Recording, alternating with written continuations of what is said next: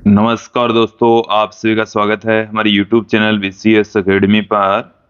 और आज की इस वीडियो में हम नीट IIT से रिलेटेड वीडियो लेकर आए हैं। इस वीडियो में हम प्रत्यावर्ती धारा से संबंधित कुछ महत्वपूर्ण बिंदु यहाँ पर देखने वाले हैं, समझने वाले हैं। विद्यार्थियों, लास्ट वीडियो में भी हमने प्रत्यावर्ती धारा से संबंधित कुछ महत्वपूर्ण बिंदु, जैसे प्रत्यावर्ती धारा क्या होती है, कितनी प्रकार की होती है, इसके साथ में प्रत्यावर्ती धारा का तात्क्षणिक मान, शिखर मान, औसत मान, वर्ग माध्य मूल मान के बारे में चर्चा की थी। और आज की इस वीडियो में हम देखेंगे प्रत्यावर्ती विद्युत परिपथों में प्रतिबाधा, साथ में प्रतिघात की बात करेंगे। इसके अलावा हम यहाँ पर देखेंगे प्रत्यावर्ती परिपथों में शक्ति, उसमें भी हम तात्क्षणिक शक्ति, औसत शक्ति, आभासी शक्ति, शक्ति गुणांक के बारे में चर्चा करेंगे। साथ में इन सभी बिंदुओं पर आधारित न्यूमेरिकल क्वेश्चंस भी आज के इस वीडियो में देखने वाले हैं, समझने वाले हैं।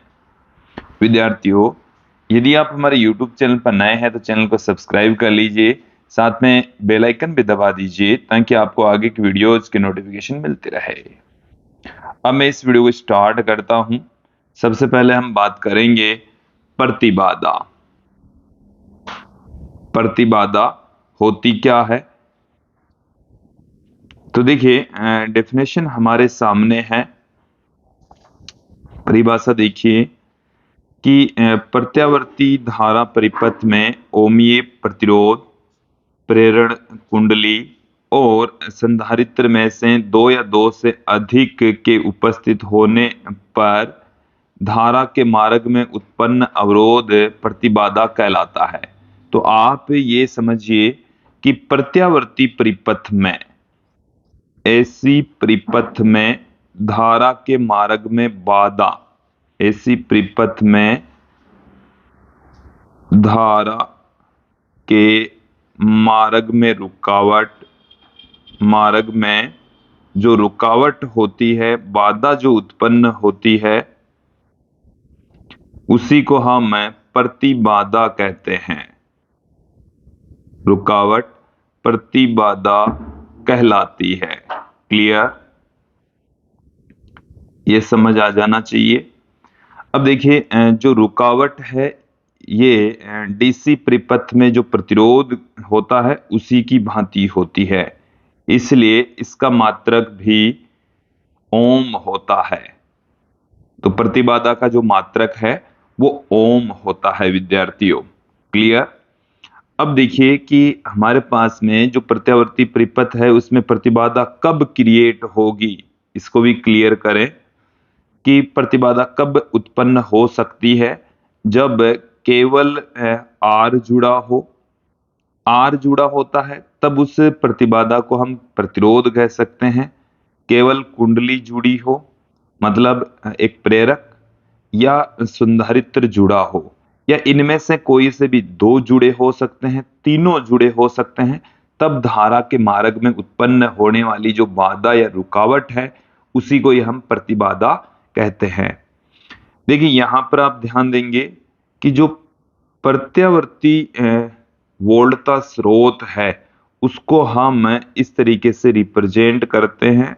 यहां पर ये हमारे पास में सिंबल है एसी वोल्टता स्रोत का, एसी वोल्टता स्रोत का सिंबल है। और इसी के साथ में ही इनमें से कोई से दो अवयव या तीनों अवयव जोड़े जाएं तब धारा के मार्ग में जो उत्पन्न बाधा है उसी को हम प्रतिबाधा कहते हैं।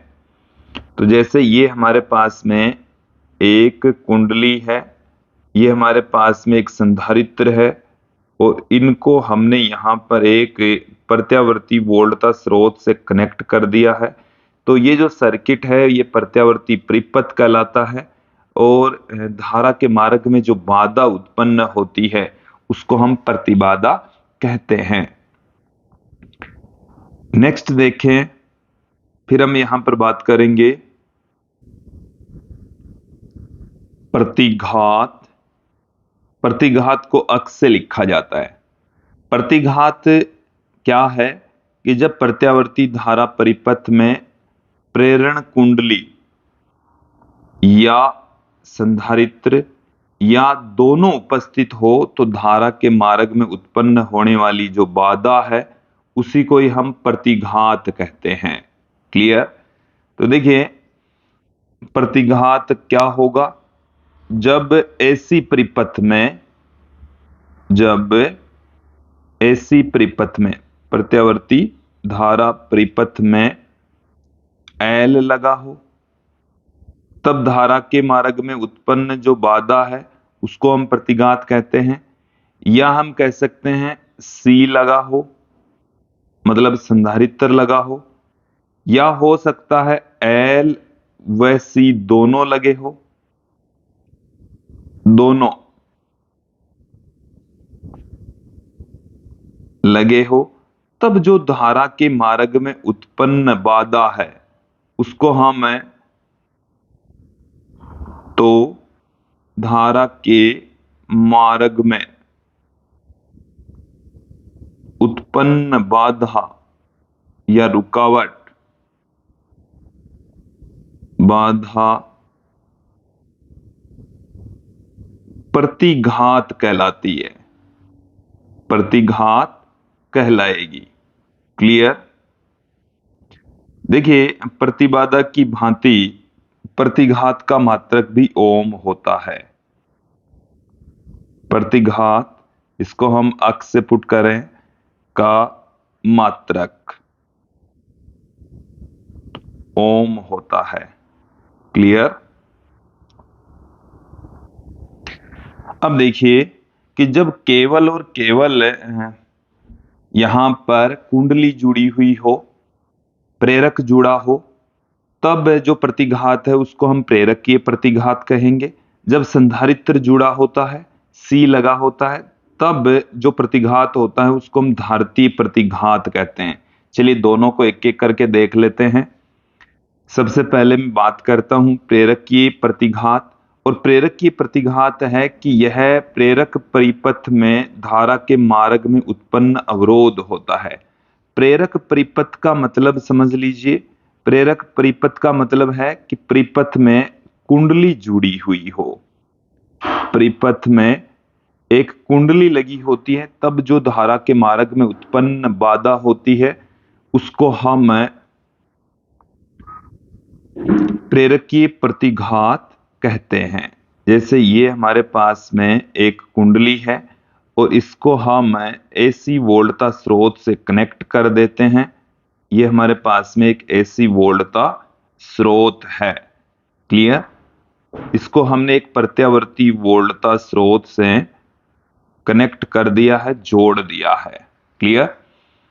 अब यहां पर आप ध्यान दें कि जब प्रेरकीय प्रतिघात होता है, प्रेरकीय प्रतिघात, इसको हम अक्स एल से पुट करते हैं। और ये जो अक्स एल है ये होता है ओमेगा इंटू एल, और ओमेगा बराबर होता है 2 पाई एफ के, 2 पाई एफ के। तो यहां से देखिए दो चीजें बाहर निकलती है। एक्सेल है ये समानुपाती होता है एफ के, एक्सेल है ये समानुपाती होता है एल के। तो दो चीजें यहां पर हमें प्राप्त हुई है, एक्सेल ओ है वो एफ के भी और एल के भी समानुपाती होता है। क्लियर? यदि मैं यहां पर इनसे संबंधित ग्राफ खींचूं तो यहां पर आप देखेंगे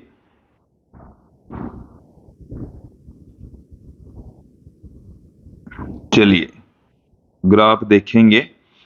एक तरफ हम यहां पर ले लेते हैं अक्स एल, दूसरी तरफ हम यहां पर ले लेते हैं एफ। तो दोनों एक दूसरे के समानुपाती होते हैं, तत्पश्चात हमें इस प्रकार का ग्राफ प्राप्त होता है।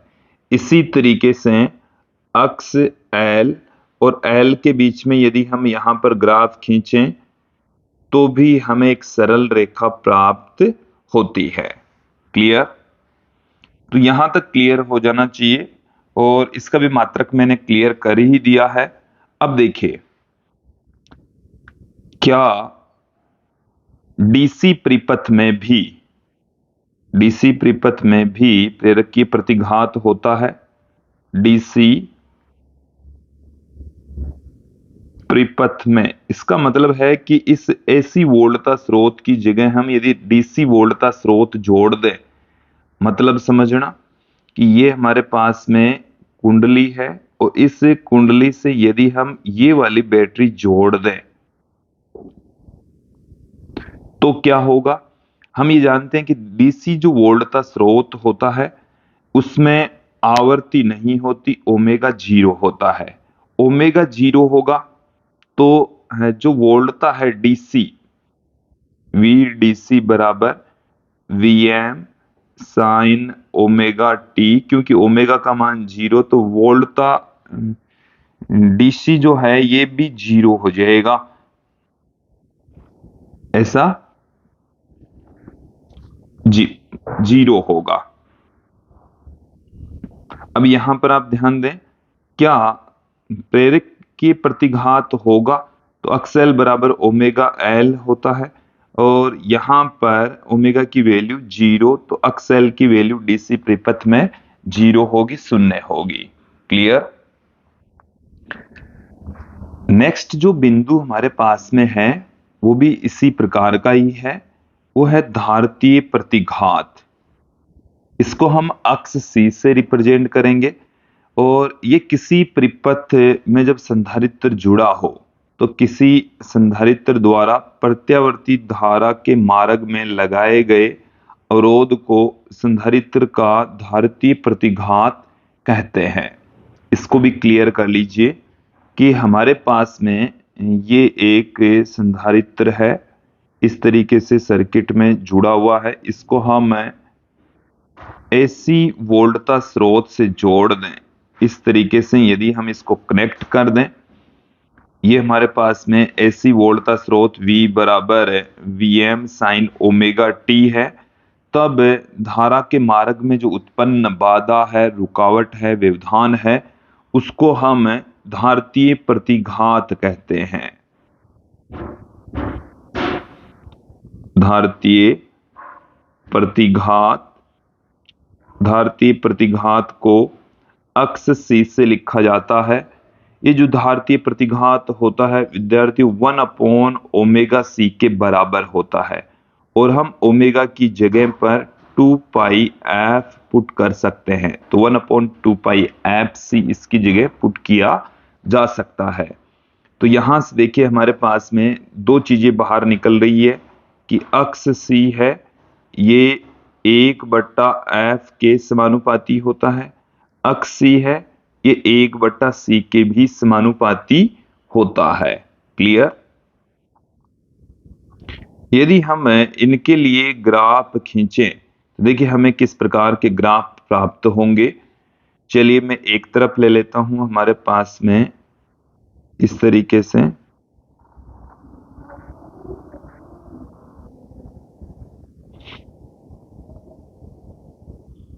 ऐसे। अब यहां पर आप ध्यान देंगे, ये हमने ले लिया अक्ष सी, दूसरी तरफ हमने ले ली है आवर्ती एफ। इसी तरीके से ये हमने अक्ष सी और दूसरी तरफ हमने ले लिया है सी। क्लियर? यदि इनके बीच में हम ग्राफ खींचें तो अक्ष सी और एफ दोनों एक दूसरे के व्युत्क्रमानुपाती होते हैं, तत्पश्चात हमें इस प्रकार का ग्राफ प्राप्त होगा। इसमें भी हमें इस प्रकार का ही ग्राफ प्राप्त होगा, क्योंकि दोनों अक्ष सी और सी एक दूसरे के व्युत्क्रमानुपाती, अक्ष सी और एफ भी एक दूसरे के व्युत्क्रमानुपाती होते हैं। क्लियर? अब हम आगे बढ़ते हैं, यहां पर हम बात करते हैं कि यदि हम डीसी परिपथ ले लें, इनके स्थान पर क्या ले लिया जाए? डीसी परिपथ ले लिया जाए तो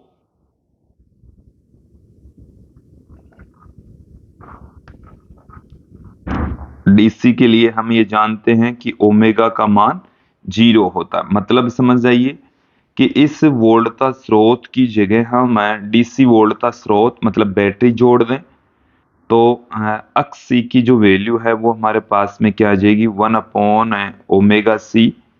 ओमेगा की वैल्यू हमारे पास में 0, तो 1/0 से अक्स सी हमारे पास में आ गया है अनंत।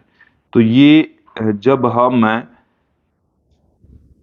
किसी डीसी परिपथ में संधारित्र जोड़ दें तो वो एक कुचालक की भांति काम करेगा, क्योंकि उसका जो रेजिस्टेंस है वो अनंत हो जाएगा, उसका रेजिस्टेंस अनंत हो जाएगा।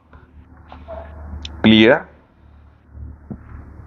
अब हम आगे बढ़ते हैं, बात करेंगे एसी परिपथ में शक्ति, पावर इन एसी सर्किट्स। तो देखिए एसी परिपथ में धारा और वोल्टेज दोनों समय के साथ में प्रत्यावर्ती रूप से परिवर्तित होते रहते हैं एवं इनके बीच में एक निश्चित कालांतर रहता है। तो हम इस स्थिति में जो शक्ति है उसको देखिए किस तरीके से लिख सकते हैं। मैं यहाँ पर बार लगाकर पुट कर रहा हूं। ये एक तरीके से औसत शक्ति है जो कि Vrms Irms कोस फाई के द्वारा लिखी जाती है। यह हमारे पास में औसत शक्ति का सूत्र है, फॉर्मूला है। क्लियर। देखो यहां पर एक चीज और क्लियर कर लीजिए कि ये जो फाई है ये प्रत्यावर्ती वोल्टेज और धारा के बीच में कालांतर है। वोल्टेज एवं धारा के मध्य कालांतर है, ये मध्य कालांतर है। क्लियर। Vrms आप जानते हैं वोल्टता का वर्ग माध्य मूल मान है। इसी प्रकार से जो Irms है ये धारा का वर्ग माध्य मूल मान होता है। ठीक है। शक्ति का मात्रक वाट होता ही है। अब हम बात करेंगे तात्क्षणिक शक्ति को किस तरीके से लिखा जा सकता है। तो अब है हमारे पास में तात्क्षणिक शक्ति। तो तात्क्षणिक शक्ति कहते किसे हैं, किसी क्षण विशेष पर, किसी क्षण विशेष पर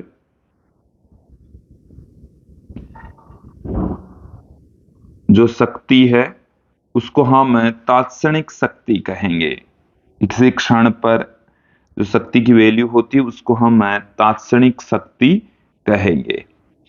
तो देखिए तात्क्षणिक शक्ति का फॉर्मूला ज्ञात करने के लिए मैं यहां पर बात करता हूं कि एसी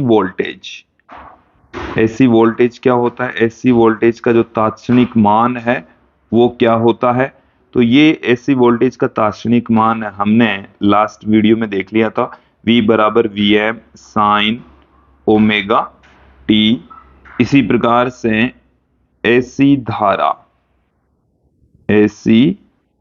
धारा जिसको हम I बराबर Im साइन ओमेगा टी से पुट करते हैं।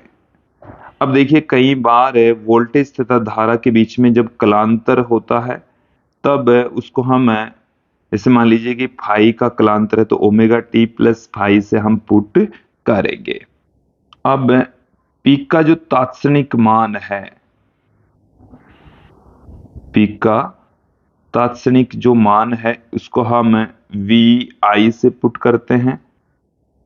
V का जो मान है वो हमारे पास में है Vm sine omega t. I का जो मान है वो है Im sine omega t plus phi, omega t plus phi. तो यहां से अपने पास में जो तात्क्षणिक शक्ति है वो निकल कर आ रही है Vm Im sine omega t into में sine omega t plus phi. Clear. ये हमारे पास में तात्क्षणिक शक्ति का फॉर्मूला आ गया है। आप ये समझें P बराबर VI होता है, P बराबर VI। क्लियर। अब मैं यहां पर बात करता हूं आभासी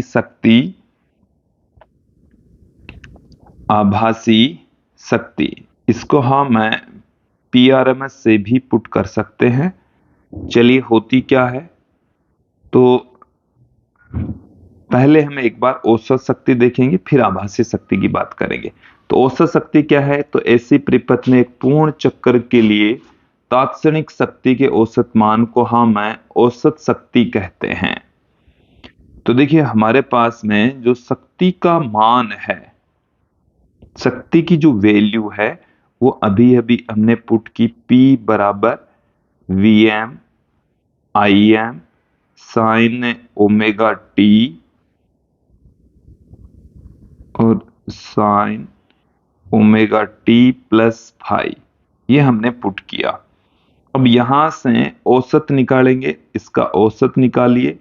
तो देखिए यहां से आप कैलकुलेट करेंगे तो फाइनली हमारे पास में Vrms into IRMS cos phi प्राप्त होगा।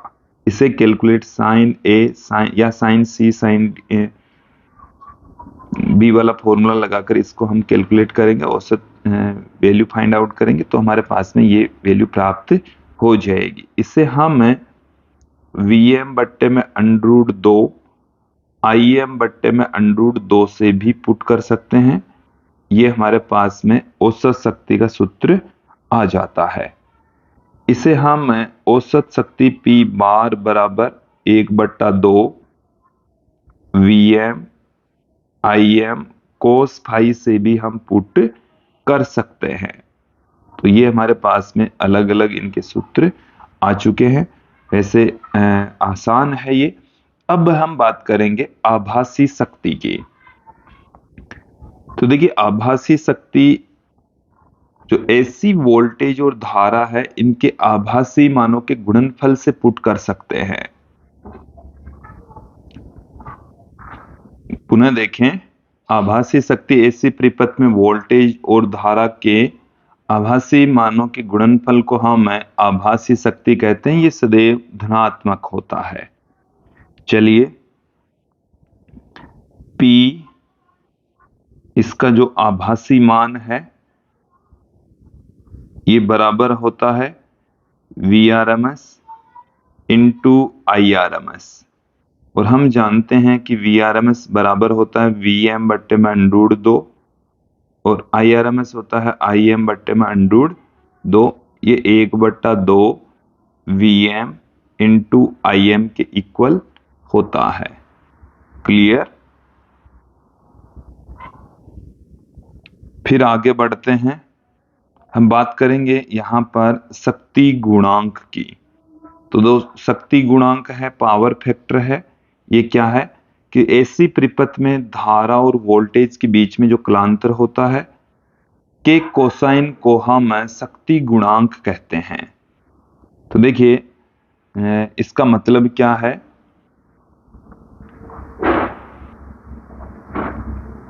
शक्ति गुणांक क्या है, क्लियर करें। तो शक्ति गुणांक होता है कोस फाई। कोस फाई से हम इसको पुट करेंगे। क्लियर। तो ये हमारे पास में शक्ति गुणांक का सूत्र आ चुका है।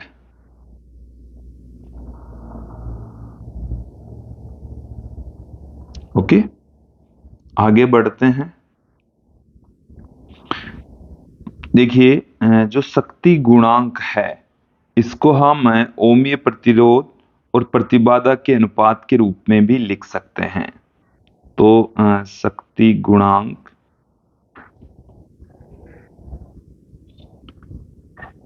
गुणांक जो कि कोस फाई के बराबर होता है, कोस फाई ही होता है, जो कि R बट्टे में Z के भी बराबर होता है। इसे हमारे पास में जैसे एक वैल्यू हमने प्राप्त की थी, P बार बराबर Vrms into IRMS cos phi.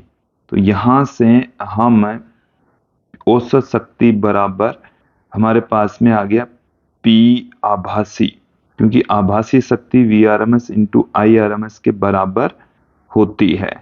तो यहां से भी हमारे पास में कोस फाई का जो मान है वो निकल कर आ गया है P बार बट्टे में P आभासी। इसका मतलब हो गया औसत शक्ति और आभासी शक्ति के अनुपात को भी हम शक्ति गुणांक कह सकते हैं। तो ये अपने पास में देखिए शक्ति गुणांक के कुछ फॉर्मूले निकल कर आए हैं, इसको आप क्लियर कर लें, समझ में आ जाने चाहिए। ओके, अब हम इन पर आधारित कुछ क्वेश्चंस यहाँ पर देख लेते हैं, एक एक करके देखेंगे। सबसे पहले देखिए हमें क्या दे रखा है कि ऐसी परिपथ में V और I के मान निम्न है। ये V बराबर 100 साइन ओमेगा 100t और I बराबर 100 sine 100t plus pi by 3 milli ampere. देखो यहाँ पर इसका मात्रक भी आप ध्यान देंगे। तो परिपथ में शक्ति क्षय क्या होगा, परिपथ में शक्ति क्षय क्या होगा। तो देखिए P बार बराबर होता है VRMS IRMS cos फाई। अब यहाँ पर हमें Vm का जो मान है वो दे रखा है 100, Im का जो मान है वो हमें दे रखा है 100 मिली एम्पियर, ठीक है। और जो फाई है वो हमें दे रखा है पाई बाई 3 मतलब 60 डिग्री। ओके, तो यहां से हम इसको इस तरीके से भी पुट कर सकते हैं, 1/2 Vm into Im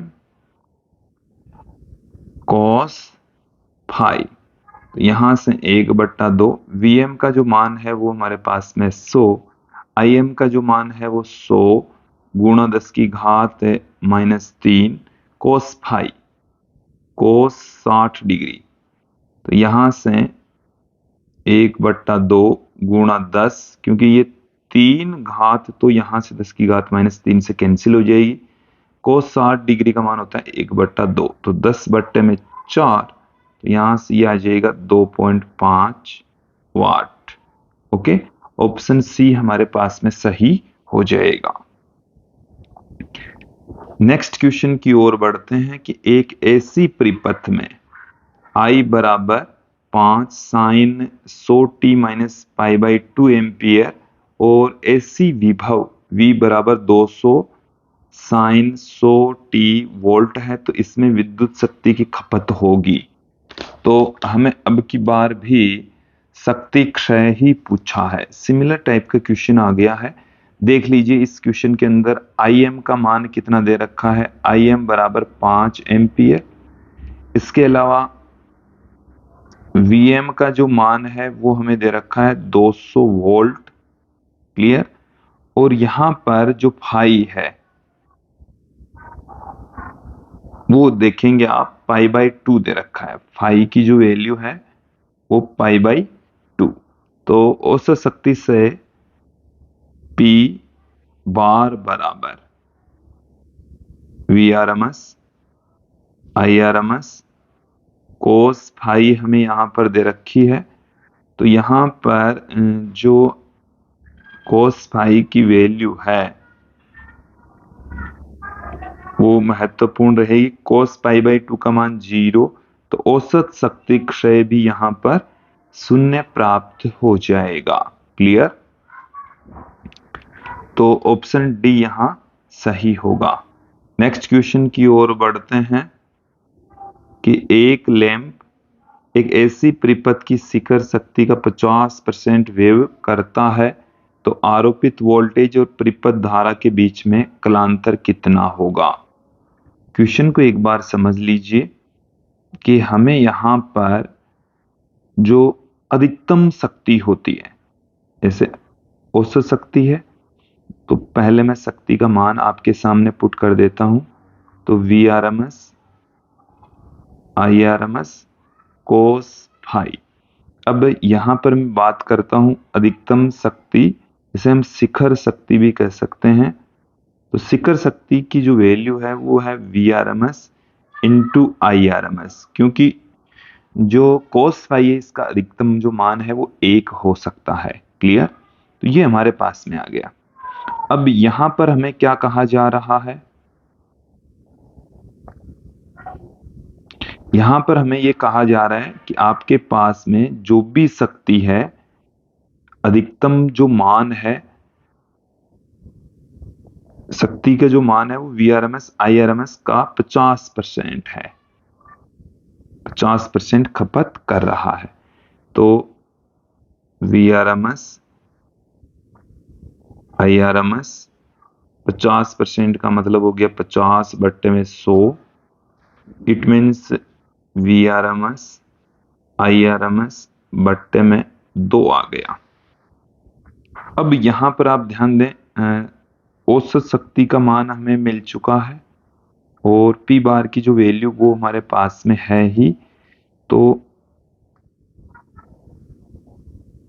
Vrms Irms cos phi बराबर Vrms Irms बट्टे में √2। तो cos फाई बराबर आ चुका है 1/2। cos फाई बराबर 1/2 और यहां से फाई की जो वैल्यू है वो अपन को प्राप्त हो गई है 60 डिग्री 5/3। क्लियर?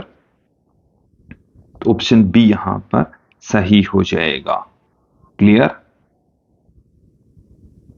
तो विद्यार्थियों ये था आज का हमारा वीडियो जिसमें हमने प्रतिबाधा, प्रतिघात, शक्ति, औसत शक्ति, आभासी शक्ति और शक्ति गुणांक के बारे में चर्चा की। साथ पर इन पर आधारित कुछ न्यूमेरिकल क्वेश्चंस भी यहाँ पर देखे, समझें। मुझे उम्मीद है कि आपको ये अच्छे से समझ में आ गए होंगे। आज की इस वीडियो में इतना ही। धन्यवाद दोस्तों।